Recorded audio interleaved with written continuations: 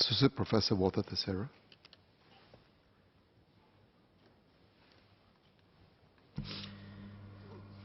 Mr. Speaker, I wish to declare my interest as a director of the Singapore Taxi Academy.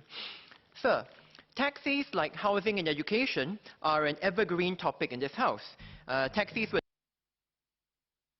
separate occasions since the Legislative Assembly first sat in 1955. A basic question which we are debating today is whether and to what extent taxi services should be subject to regulation. In the early years after independence, the poor quality of our public bus services combined with restrictions on the number of taxis led to huge demand for pirate taxis. When the white paper on the reorganization of Motor Transport Service of Singapore was tabled in 1970, there were only 3,800 licensed taxi cabs, but an estimated 7,000 or more pirate taxis in service. The question then, what to do with them?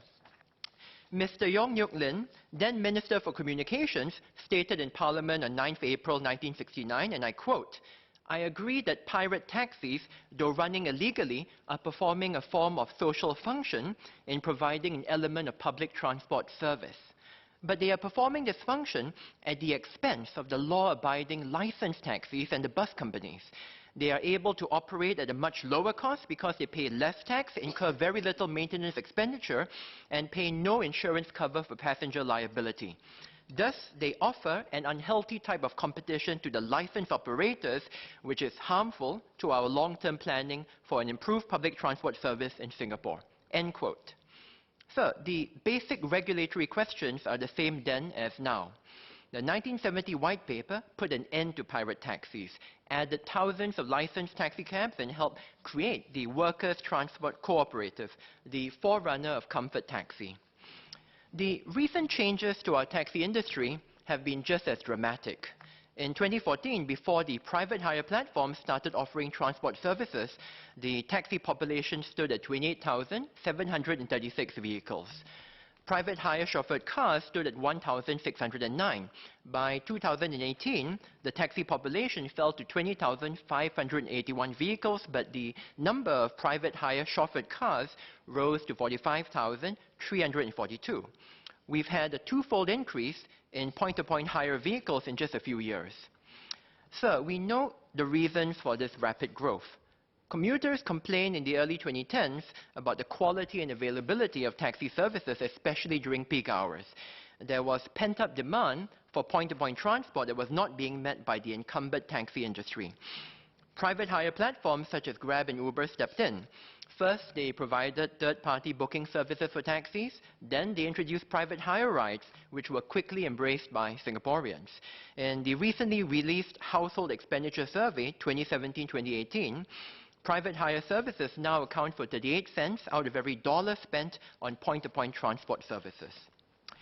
What led to such disruptive change in our point-to-point transport system? We should acknowledge that these private hire platforms used investor financing to operate at a loss to grow rapidly, subsidizing cars, drivers, and commuters alike. Some growth was unsustainable. But the problem of unmet demand for P2P transport was caused at least in part by regulation. For decades, our taxi services have been subject to strict regulation. This is not a bad thing by itself. Visitors to Singapore are impressed by our high-quality, clean, and safe taxi cabs who strictly charge by the meter. We shouldn't take this for granted. Singaporeans who travel know that in some other cities, you are putting your life and your wallet at risk when taking taxis.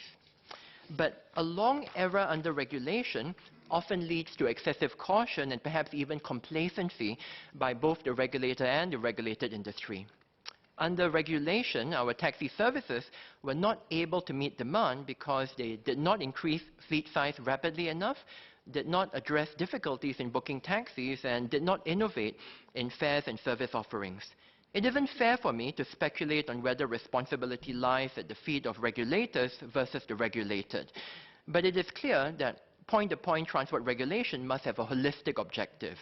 I commend this bill for specifying in the primary legislation that regulation should achieve not just the traditional goals of quality, safety, and reliability, but also efficiency, innovation, social impact, and sustainability as part of the broader urban transport system. I think reasonable people will agree with these broad objectives. The question lies in what these objectives mean in practice and what regulators will do with the considerable powers afforded by this bill. Regulators will have the power to control fares, vehicles, driver quantity, driver contracting, quality of service, and license ownership. In short, nearly all substantive aspects of the P2P system. It mandates that P2P firms provide government with unprecedented access to data on key competitive aspects, including ride data, prices charged, and potentially the algorithms that determine fares and matching. So I hope the Ministry will discuss in detail the objectives of regulatory policy and how they shall be measured. Clarity is especially important because these regulations, when enforced, will affect not only all commuters, but the livelihoods of tens of thousands of drivers and billions of dollars in investments. The teeth of these regulations are in Section 35, which authorizes LTA to revoke a license or levy a penalty that could be up to 10% of annual turnover or $100,000 for specified lapses. Consider Section 35(1)(d), which allows LTA to take action if the licensee fails to provide, and I quote, adequate and satisfactory street hail or ride hail service, end quote. This seems to be difficult to enforce without a policy statement setting out what is in fact adequate and satisfactory and what are the specific benchmarks. Let me state what I think is the central question of point-to-point regulation policy.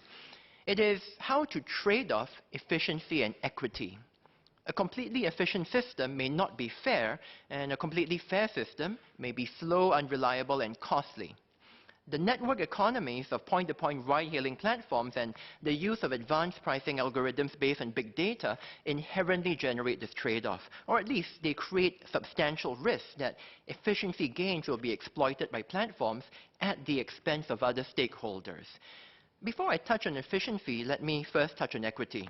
I think most commuters in Singapore will wonder what is so unfair about taxi and ride-hailing services, grumbles about surge pricing aside. But that's because we enforce certain basic principles of service. For example, we enforce the cab rank rule. Commuters in taxis must be served in the order that they start queuing. We enforce universal service. For-hire drivers cannot refuse to take a passenger to the destination. We enforce metered fares. Drivers cannot overcharge. These are not principles unique to Singapore, but I dare say we are better than most in enforcing them for the benefit of all. Let me point out a different transport market where many of these principles are thrown to the wind, the market for air travel. Airlines are generally free to price services. Freedom in pricing is efficient. Those who want to fly and who can pay more get their seats. Airlines respond to profit by scheduling more or fewer flights. But airline tickets are often priced and sold in ways that can seem unfair. The same flight from A to B costs a different amount depending on when you bought it, which connection you are taking, whether you are a frequent flyer or not. Some price differences are justified by differences in costs. Others are price discrimination. Airlines do their best to charge different customers the most they can for exactly the same service. These pricing principles can be readily applied to P2P markets. A ride-hailing provider can prioritize favored commuters and give them shorter wait times. A commuter who is price-sensitive could be given larger discounts, which means that less price-sensitive commuters pay higher fares. Fares today treat each trip in isolation, but trips are part of a network. An efficient fare might mean that you should pay more if your driver has to reposition after completing your trip. So I think we must decide as a society what types of innovations in pricing we are prepared to accept and which we consider inequitable. Now, let me touch on efficiency, which is less straightforward than it seems. Efficiency in a narrow sense means satisfying transport demand using as few real resources, cars, drivers, time, and money, as possible. In the broader sense, efficiency means integrating P2P travel into the public transport network so that our overall demand for urban travel is satisfied at the least cost. One is often mistaken for efficiency, but is in fact not efficiency. Low prices, unfortunately, are not a direct gauge of efficiency. A P2P trip can be very cheap but inefficient if it discourages commuters from taking the MRT, which parallels the route. A low price is not efficient if it is subsidized or if it is because regulations on public safety are being evaded. Nor is quantity or availability a measure of efficiency. Commuters enjoy having a full taxi rank or short booking times, but it's hardly efficient if taxis are sitting idle at the taxi stand or if many drivers are cruising empty looking for fares. One central reason why there's a trade-off between efficiency and equity is that ride-hailing platforms have network economies. The larger they get, the more commuters and drivers they have, the more efficient they become, because the chance of finding a good match goes up. But of course, when they are large, they also have more market power over both commuters and drivers. In a paper, Disruptive Change in the Taxi Business, the Case of Uber, published in the American Economic Review in 2016, Kramer and Kruger find that in the US, private hire cars are 38% more utilized than traditional taxis. This gain is because ride-hailing software makes matching faster and more efficient. Traditional taxis in the US have to cruise for commuters or be dispatched by phone call. This increase in productivity means that fares could be 28% less and driver hourly earnings would still be the same. So the matching system is important. In a paper, Frictions in a Competitive Regulated Market, Evidence from Taxis, published in the American Economic Review in 2019, Frichet et al. Modeled the New York City taxi market, which is entirely street hail. They show that a perfect ride-hailing matching system would increase trips and reduce wait times by about 13%. But they also show if the market is segmented between street hail and ride hail, then outcomes are negative. Wait times go up, trips go down. These studies show that network size, which is achieved through market concentration, leads to efficiency. The problem is a large ride-hailing platform is efficient but has inherent market power. While commuters might grumble about high prices, they are willing to pay if they can get fast and reliable P2B services. In using big data to estimate consumer surplus, the Case of Uber, published as an NBER working paper in 2016, Cohen et al. Find that commuters in Uber are very price inelastic. They still book rides even when surge prices go up. An 8% increase in fares, for example, only leads to a 3% reduction in bookings. That is important because it suggests ride-hailing platforms have considerable room to raise prices. The ability of a large platform to raise prices has already been demonstrated at home. The Competition and Consumer Commission of Singapore fined Grab and Uber $13 million because their merger in 2018 led to a substantial lessening of competition. Effective fares went up between 10 to 15% after the merger, largely through the withdrawal of discounts. Taken together, the evidence is clear. To harness the efficiency gains of technology and network economies, ride-hailing platforms need the largest possible reach. But when they have such reach, they have great market power and they can abuse this in ways that can be hard to detect. As more of our P2B network gets converted to ride-hailing, our street-hailing network also becomes less dense and hence less efficient. I think our regulatory policy cannot ignore these economic principles. A policy should be developed that aims to maximize the efficiency benefits of P2B transport services while protecting commuters and drivers against the market power of these platforms. I have a few suggestions for policy principles. The first principle I'd suggest is harmonization of the codes of practice and other aspects of regulation to ensure that street hail and ride hail licensees are treated as evenly as possible, to ensure that competition across licensees for drivers and commuters is as active and innovative as possible. The standards of service and quality across street hail and ride hail licensees should be harmonized. Segmentation of these markets along any dimension is likely to lessen the intensity of competition. One issue concerns child seats, which are required in private hire vehicles but not in taxis. Harmonization that aims for a common high standard of safety will ensure that the relevant market and the intensity of competition will be as high as possible. The same harmonization process should apply to how prices and quantities are regulated, with the aim of allowing both street hail and ride hail licensees to enjoy maximum flexibility subject only to restrictions to protect the public interest. Under this bill, taxis will continue to face restrictions on fleet size that private hire vehicles are not subject to. When combined with the fact that taxis cannot be readily converted to non-taxi use, this means that taxi fleets are inherently less adaptable. This handicaps street hail licensees. However, ride-hailing licensees are also subject to regulation on the quantity of drivers. The problem is, having a driver on your platform does not equal having a driver available for service. Some drivers are committed to driving for a given platform. Many more are casual drivers who switch platforms rapidly. I urge the government to engage the industry with a view to ensuring that price and quantity regulation is used only as a last resort to protect the public against abuses of market power and not as a means of creating unnecessary differentiation between licensees. The second principle I'd suggest is to develop a stated policy for guiding the industry to maximize the efficiency benefits of network size while minimizing the potential for abuse of market power. Every major platform aims to maximize the size of their driver and commuter network while creating barriers to entry for competitors. To counteract this, drivers and commuters must face minimal or no barriers to switching between platforms. While the government already aims to eliminate driver exclusivity contracts, we should consider if it's possible to go further by facilitating multi-homing, that is, having drivers and commuters match through many platforms at once rather than one platform at a time.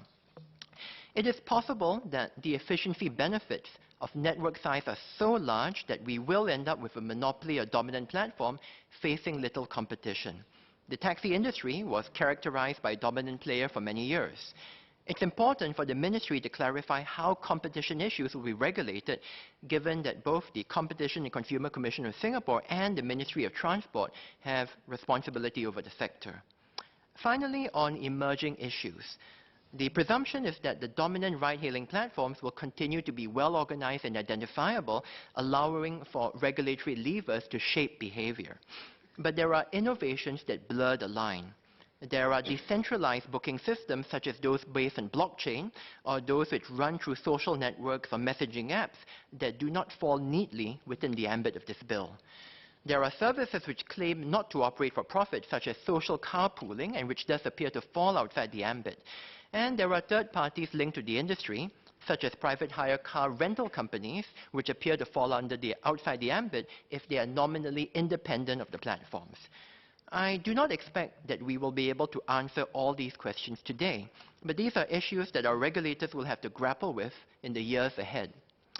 Mr. Speaker, this bill is a bold piece of legislation that will be closely watched by cities worldwide struggling to regulate the rapid growth of ride-hailing. But while this legislation is comprehensive, the real test lies in how LTA will use these powers to wisely regulate the industry. This bill gives regulators a broad set of tools. It is up to the government to decide if the industry will be shaped by a hammer or by a chisel. I support this bill.